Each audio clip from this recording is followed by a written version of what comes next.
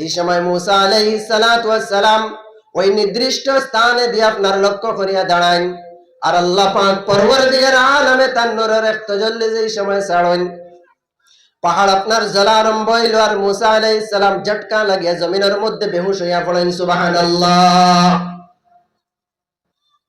বেহুশ হইয়া মুসা আলাইহিস সালাতু ওয়াস সালাম জমিনের মধ্যে পড়েন।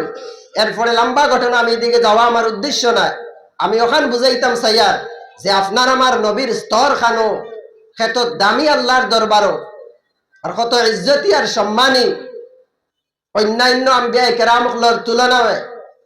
তো মুসা আলাইহিস সালাম বেহুশ হইয়া পড়ছেন, পরে তার হুশ আইছে, আর তাই দোয়া করছেন, আল্লাহ আমি আপনার দরবারও বেয়াদবি করে লইছি, আমারে আপনি মাফ করিয়া দেন। ওইদিকে লম্বা ঘটনা।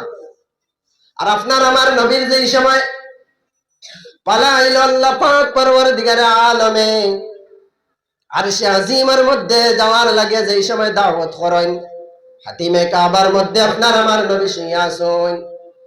হযরত জিবরিল আলাইহিস সালাতু ওয়াস সালাম জান্নাতি বুরাক লইয়া এই হাতিমে কাবার মধ্যে গিয়ে হাজিরা দিনার ফরমাইন, ইয়া রাসূলুল্লাহ ইয়া হাবিবাল্লাহ, আল্লাহ পাক পরওয়ারদিগার আলমে তার আরশে আজিমের মধ্যে আপনারে বুলাইছেন, আপনি চলুন।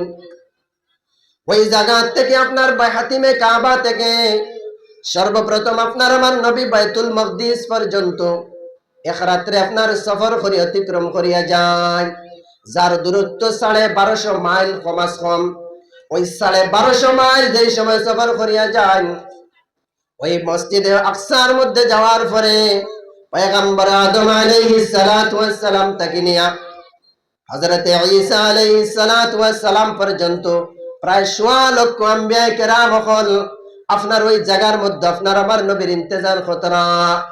ওই জায়গার মধ্যে যাওয়ার পরে আযান হইলে ইকামত হইল, হযরত জিবরিল আমিন আলাইহিস সালাতু ওয়াস সালামে আপনার আমার নবীর হাতের মধ্যে ধরিয়া টেলা মারিয়া আগে দেন, সারা আম্বিয়া কেরাম হলর ইমামতি ওই জায়গার মধ্যে আপনার আমার নবী করেন। সুবহানাল্লাহ।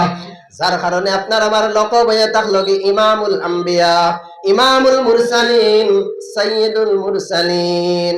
সারা আম্বিয়া কেরামগুলোর ইমামতি করার পরে ওই জায়গা থেকে এক আসমান, দ্বিতীয় আসমান, তৃতীয় আসমান, এইভাবে করে করে যেই সময় সিদরাতুল মুনতাহার মধ্যে গিয়ে পৌঁছেন, তখন জিবরিল আমিনে ফরমাইন, ইয়া রাসূলুল্লাহ ইয়া হাবিবাল্লাহ, ওই সিদরাতুল মুনতাহা থেকে আমি জিবরিলের আর আগ বাড়িবার কোনো সুযোগ নাই। যদি আমি এক চুল পরিমাণ যদি আগ বাড়ি, তাহলে আল্লাহর জাতর নূরের তাজাল্লি আমি জিবরিলের ডানা জ্বালাই লইব। সুবহানাল্লাহ। শাইরে ফরমাইন, আগর এক সরে মুয়ে বরতর পরম ফরুগে তজল্লা বসুজদ পরম, আগর এক সরে মুয়ে বরতর পরম ফরুগে তজল্লা বসুজদ পরম। হযরত জিবরিল ফরমান, ইয়া রাসূলুল্লাহ, ওই জায়গা থেকে আমার আর এক চুল পরিমাণ আগ বাড়িবার কোনো অর্ডার নাই। আপনার আমার নবী সাইয়্যিদুল মুরসালিন একা একা সফর করে এই জায়গা থেকে আল্লাহর আরশে আজিম পর্যন্ত যায়। আরশে আজিমের মধ্যে যাওয়ার পরে আল্লাহর সামনে দিদার নসিব হয় 70,000 নূরের পর্দা। আল্লাহ পাক পরওয়ারদিগার আলমে তার সামনে তাকে সরায়, আর ওই জায়গার মধ্যে বইয়া আপনার আমার দিদার নসিব। আর মুসা আলাইহিস সালাতু ওয়াস সালাম তুর পাহাড়ের মধ্যে আল্লাহ তার নূরের এক তাজাল্লি ছাড়িছেন, যারা সম্ভব হইছে না। ওই নবীর উম্মত আল্লাহ পাক পরওয়ারদিগার আলমে ইহসান আর দয়ার মায়া করে আপনার আমারে বানাইছে। এই নবীর আল্লাহ কি কারণে দুনিয়ার জমিনের মধ্যে দিল? ওয়াল্লাযী বাআসা ফিল উম্মিয়িনা রাসূলাম মিনহুম ইয়াতলু আলাইহিম আয়াতিহি ওয়া ইউযাক্কিহিম ওয়া ইউআল্লিমুহুমুল কিতাবা ওয়াল হিকমা। ওই নবীর আল্লাহ পাক পরওয়ারদিগার আলমে দুনিয়ার জমিনের মধ্যে 4টা কাজের লাগিয়ে পাঠাইছে। এক নম্বরে থাকলো কি আল্লাহর কালাম কিতাবুল্লাহ রে উম্মতের সামনে তিলাওয়াত করা। 2 নম্বর মানুষের রূহ আর অন্তরে পাক করা। 3 নম্বর হিকমতের তালিম দেওয়া আর কোরআন আর সুন্নতের তালিম দেওয়া। ওই 4 কামর লাগি আল্লাহ পাক পরওয়ারদিগার আলমে ওই নবীর দুনিয়ার জমিনের মধ্যে মানুষ জাতির হেদায়েতের লাগি পাঠাইছে। আল্লাহ পাক পরওয়ারদিগার আলমে কোরআন আল কারীমের মধ্যে ফরমাইন, ওয়া মা আরসালনাকা ইল্লা রাহমাতাল লিল আলামিন। হে নবী, আমি তোমারে গোটা জগৎবাসীর জন্য রহমত স্বরূপ দুনিয়ার জমিনের মধ্যে আমি তোমারে প্রেরণ করছি, পাঠাইছি। এই আয়াতের ব্যাখ্যার মধ্যে হযরত ইমাম তাবারানী রাহমাতুল্লাহ আলাইহি তাফসীরে তাবারির মধ্যে ফরমায়েন, আল্লাহ তাআলা আরসালা রাসূলাহু মুহাম্মাদান রাহমাতাল লিল আলামিন রাহমাতাল লিজামিইল আলামিন মুমিনিহিম ওয়া কাফিরিহিম। এই নবীর আল্লাহ পাক পরওয়ারদিগার আলমে গোটা মানব জাতির জন্য, সব চাহে মানুষ ইমানদার হোক চাহে বেঈমান হোক, সবার লাগি আল্লাহ রহমত স্বরূপ এই নবীর দুনিয়ার জমিনের মধ্যে পাঠাইছে। সেই নবী মুমিনদের জন্য রহমত কিভাবে? কারণ এই নবীর মাধ্যমে আমরা হেদায়েত পাইলাম, ওই নবীর মাধ্যমে আমরা কোরআন পাইলাম, ওই নবীর মাধ্যমে আমরা ঈমানওয়ালা বনলাম, যার কারণে আমরা এই নবীর তরিকার উপরে আমল করিয়া আমরা জান্নাতবাসী হয়ে যাব। সেই জন্য এই নবী হয়ে লাগিয়া মুমিনদের জন্য রহমত। ওয়া আম্মা কাফিরুহুম, এবং কাফিরদের জন্য নবী কিভাবে রহমত?